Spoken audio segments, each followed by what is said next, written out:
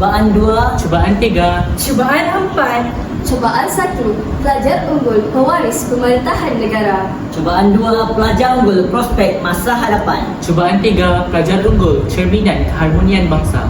Cubaan 4, pelajar unggul berbakat, bervisi, berkredibiliti. Pelajar unggul Mampukah Malaysia melahirkannya?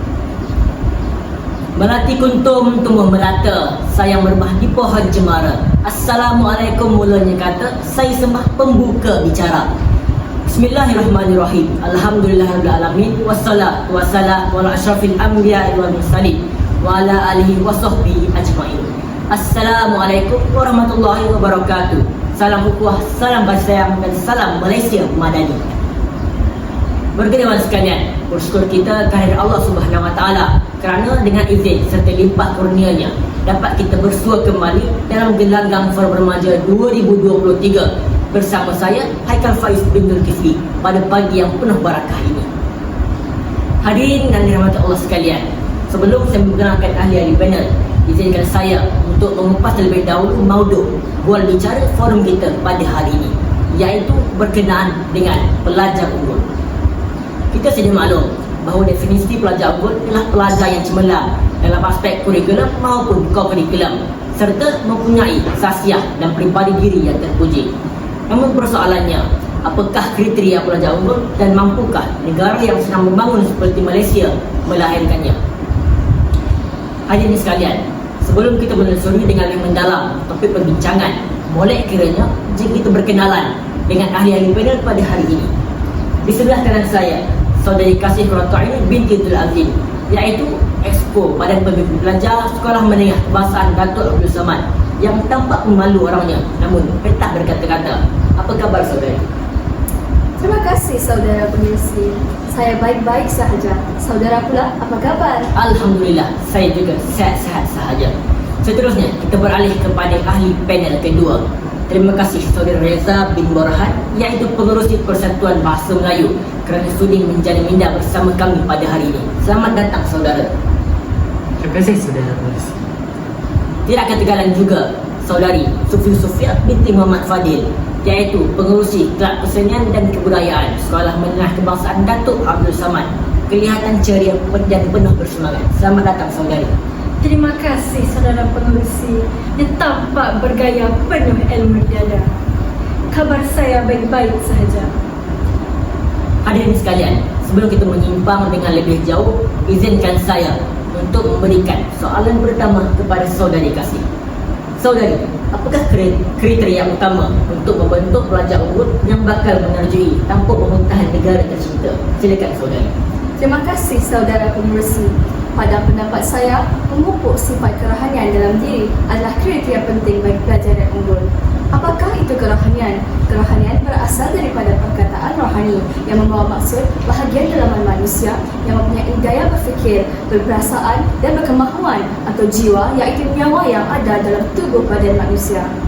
Kerohanian amat penting bagi melahirkan pelajar yang berakhlak baik dengan memberikan penekanan kepada aspek kefahaman yang jelas berkaitan rohani. Pelajar yang mempunyai sifat rohani akan sentiasa mengikut ajaran agama bagi melahirkan pelajar yang berdisiplin, berilmu, berdedikasi serta bermotivasi. Setiap agama di dunia menganjurkan manusia melakukan kebaikan, tidak kira agama Islam, Buddha, Kristian dan agama yang lainnya. Ini kerana agama adalah panduan hidup bagi setiap pelajar. Seperti yang kita ketahui, belajar bukanlah satu perkara yang mudah. Pelajar pasti akan menghadapi pelbagai jenis dugaan. Oleh itu, pelajar yang unggul pasti mempunyai kriteria yang menyerapkan nilai keagamaan yang dipelajari agar bersedia menangani masalah semasa dan dapat membuat keputusan yang bijak. Itu sahaja dari saya. Terima kasih saudari Kasih atas lontaran konsep yang cukup utuh lagi berisi. Baiklah, sebentar tadi saudari panel pertama ada menekankan tentang aspek kerohanian. Saya kira aspek akademik juga menyumbang dalam kriteria pelajar unggul. Adakah saudara Reza bersetuju dengan pendapat saya?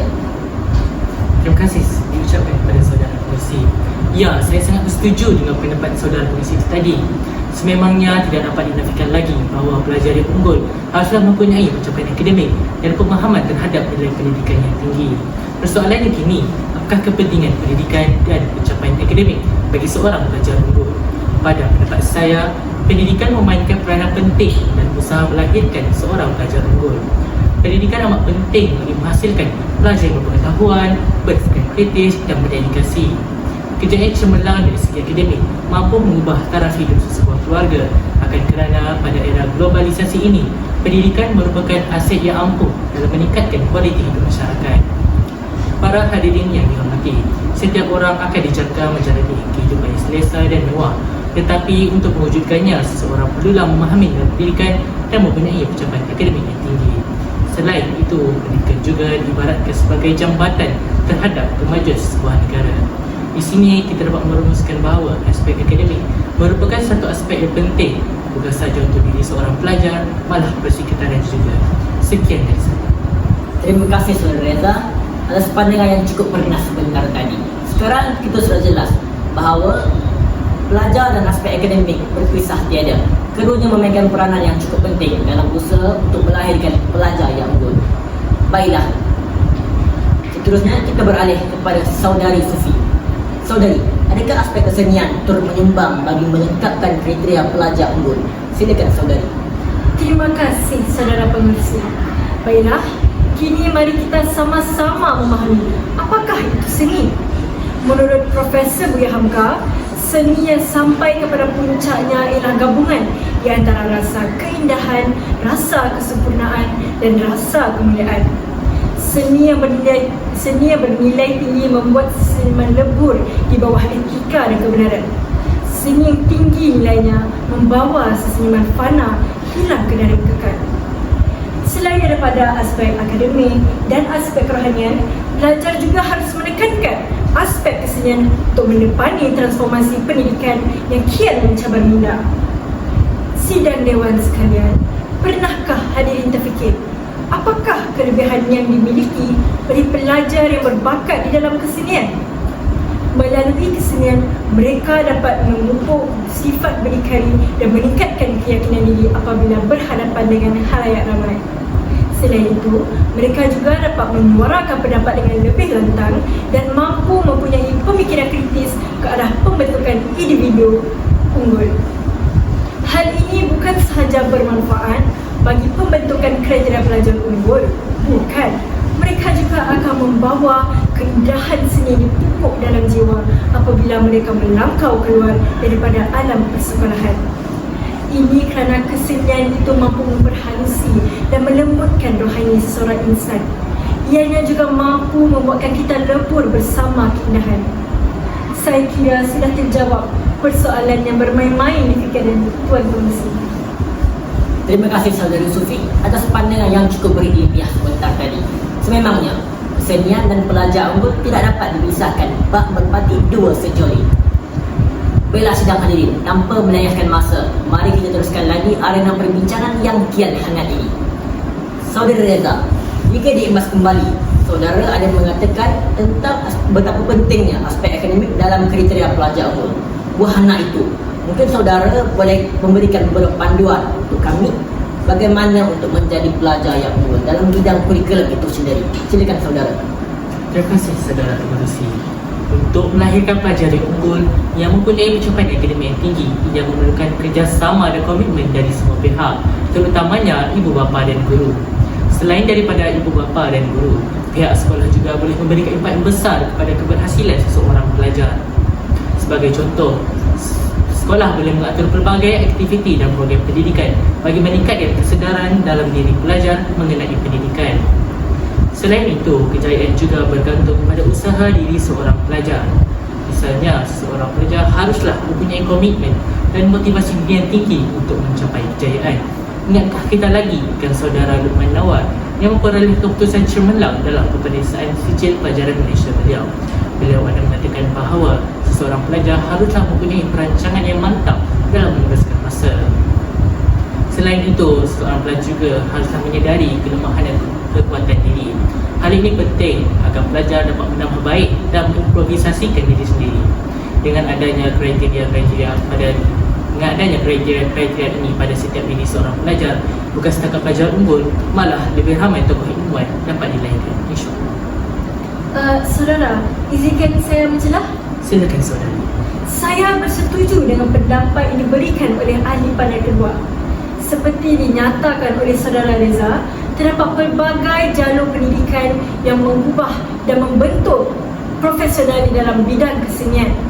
Kini juga terdapat pelbagai institusi pendidikan yang bukan sahaja menawarkan subjek teras, ianya juga seiring dengan kursus kesenian daripada peringkat sekolah menengah hinggalah ke peringkat universiti. Oh, begitu rupanya.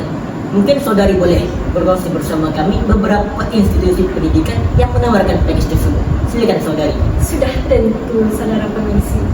Contohnya, kini terdapat sekolah seni Malaysia di Sabah, Sarawak, Johor, Kuala Lumpur dan Perak. Ini membuktikan betapa tingginya komitmen kerajaan dalam menghasilkan penggiat seni daripada peringkat awal lagi. Bagi pendidikan tinggi pula, kini terdapat opsi iaitu Universiti Pendidikan Sultan Idris di Perak, Aswara iaitu Akademi Seni Budaya dan Warisan Kebangsaan di Kuala Lumpur, UiTM, UKM dan sebagainya. Institusi sedemikian telah pun berjaya mengeluarkan graduan-graduan yang berkebolehan dalam bidang kesenian. Kita juga telah pun terdapat penggiat-penggiat seni yang mendapat pengiktirafan di peringkat antarabangsa. Contohnya seperti Datuk Rami Ibrahim, penari dan koreografer tarian klasik India, Tan Sri Shalyo, pelakon tersohor di peringkat antarabangsa, dan Datuk Siti Nurhaliza, penyanyi nombor 1 di Malaysia. Akan tetapi hadirin sekalian, mereka tidak akan mampu sampai ke tahap berikut tanpa dorongan dan sokongan daripada ibu bapa tercinta. Tidak dinafikan ibu bapa memainkan peranan yang cukup besar dalam memupuk nilai-nilai kesenian ke dalam jiwa anak-anak. Mereka sewajarnya menyokong minat dan mendorong anak dengan menggalakkan mereka menyertai pertandingan, menghadiri seminar dan membuat aktiviti-aktiviti untuk mengasah bakat dan memupuk minat ke dalam jiwa anak-anak. Kerana belakang parang, jika diasah akan tajam jiwa akhirnya. Bukan itu saja, mereka juga boleh mendedahkan anak-anak terhadap hasil karya seni tokoh-tokoh di Malaysia seperti Ihsan Said dari segi penulisan, Tan Sri P. Ramlee dari segi seni persembahan dan Datuk Ibrahim Hussein dari segi seni lukisan. Mereka telah pun berjaya membangunkan kesenian dan kebudayaan Melayu di tanah air tercinta. Hadirin sekalian, apabila anak-anak ini dikelilingi oleh budaya dan seni, mereka dapat memperhalusi tutur bicara dan meningkatkan tata sila. Kerana kesenian itu memanusiakan seorang insan. Saya juga yakin bahawa setiap ibu bapa inginkan kebahagiaan dan hanya yang terbaik buat anak-anak mereka. Kerana yang kulit itu kendi, yang merah itu saga, yang cantik itu budi, yang indah itu bahasa. Terima kasih atas pencerahan daripada saudara Sufi dan saudara Reza sebentar tadi. Sememangnya penjelasan yang sangat-sangat jelas. Kini tidak dapat dinafikan lagi bahawa di sebalik segala usaha yang dilakukan terdapat dua insan muda yang tidak terkira peranannya. Insan itu tidak lain tidak bukan ibu dan bapa.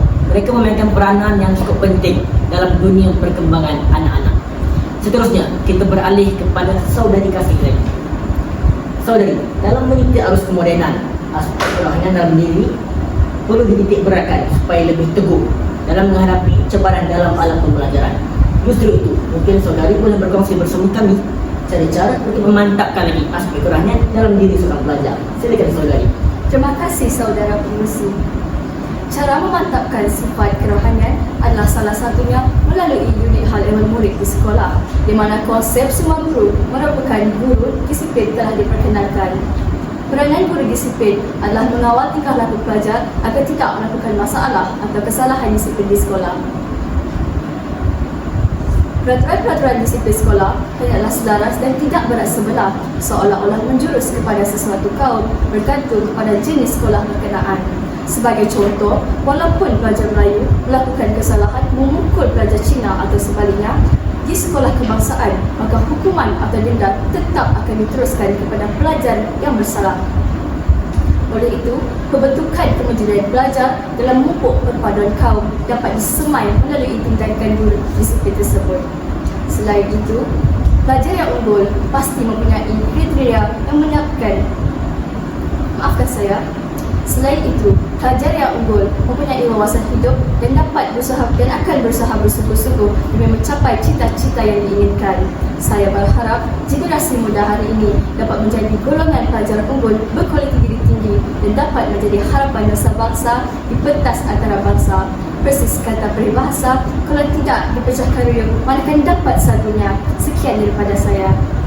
Terima kasih saudari kasih atas penerangan yang cukup padat dengan fakta. Hadirin sekalian, kini sudah terang lagi bersuluh bahawa negara yang sedang bangun seperti Malaysia bukan lagi menjadi penghalang untuk tidak melahirkan lebih ramai pelajar unggul. Namun negara ini memerlukan sokongan pelbagai pihak masyarakat untuk membentuk pelajar unggul dan memupuk nilai murni sejak kecil. Bak kata pepatah, meluntur buluh biarlah dari rebungnya. Berikutan itu hadirin sekalian, berakhirlah sudah sesi perbincangan kita pada hari ini. Saya Haikal Faiz bin Zulkifli, mewakili ketiga-tiga ahli panel, memohon maaf jika ada kekasaran bahasa maupun terlanjur bicara. Wabillahi taufiq wal hidayah. Wassalamualaikum warahmatullahi wabarakatuh.